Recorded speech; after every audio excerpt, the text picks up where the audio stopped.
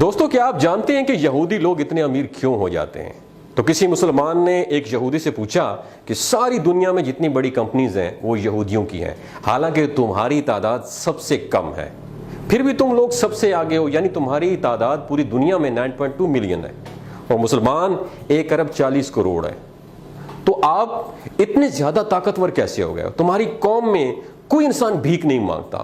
تو اس پر یہودی نے جو جواب دیا، آپ نے دماغ کی کھڑکیوں کو کھول کے وہ جواب سنا ہے۔ اس نے بتایا کہ ہم اپنی زندگی ان 3 اصولوں پہ گزارتے ہیں۔ نمبر 1، ہم اپنی زندگی علم حاصل کرنے میں لگا دیتے ہیں۔ نمبر 2، وہ کہتے ہیں کہ ہم اپنے بچوں کو بچپن سے ہی بزنس کرنا، تجارت کرنا سکھاتے ہیں۔ نمبر 3، ہم اپنے اندر بھائی چارگی پیدا کرتے ہیں، ایک دوسرے کو سپورٹ کرتے ہیں، اور یہودی دنیا میں کسی جگہ پہ بھی رہتے ہیں تو ایک دوسرے سے کنیکٹ رہتے ہیں، اور چاہے ہم کتنے ہی بڑے کیوں نہ ہو جائیں، ہم اپنے مذہب کے لیے صرف کام کرتے ہیں۔ اور ہم نے یہ ساری چیزیں، آپ کو پتہ ہے کس سے سیکھی؟ یہ یہودی کہہ رہا ہے، وہ بتاتا ہے کہ ہم نے یہ ساری چیزیں تمہارے نبی کریم صلی اللہ علیہ وآلہ وسلم سے سیکھی ہیں۔ اللہ اکبر۔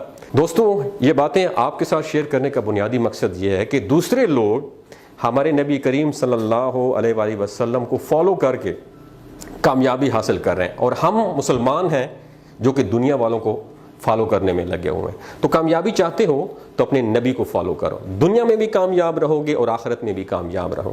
تو کہنے کا مقصد یہ ہے کہ ہمارے نبی صلی اللہ علیہ وسلم نے فرمایا تھا کہ تفرقوں میں نہ پڑو اور رسی کو مضبوطی سے پکڑو۔ آج ہم تقسیم ہو چکے ہیں، ہم سنی ہیں، ہم شیعہ ہیں، ہم بریلوی ہیں، ہم دیوبندی ہیں۔ اس تقسیم نے ہمیں توڑ کے رکھ دیا، ہمیں قوم نہیں بننے دیا، ہمیں امت نہیں بننے دیا۔ وجہ کیا ہے کہ ہمارے ریموٹ کنٹرول کہیں اور سے آپریٹ ہوتے ہیں، ان کا بیسک بنیادی مقصد یہی ہے، ڈیوائڈ اینڈ رول۔ ان کو تقسیم کر دو اور ان پر حکومت کرو۔ دوستو بات کرنے کا مقصد یہ ہے کہ ان کے 3 فالو جو ہے نا، وہ ہماری اسلامی تعلیمات سے انہوں نے لیے ہیں۔ یہ بھائی چارگی کو اپناتے ہیں، ہمارے اندر بھائی چارگی بالکل بھی نہیں ہے، ہم بالکل بھی ایک دوسرے کو دیکھ ہی نہیں سکتے۔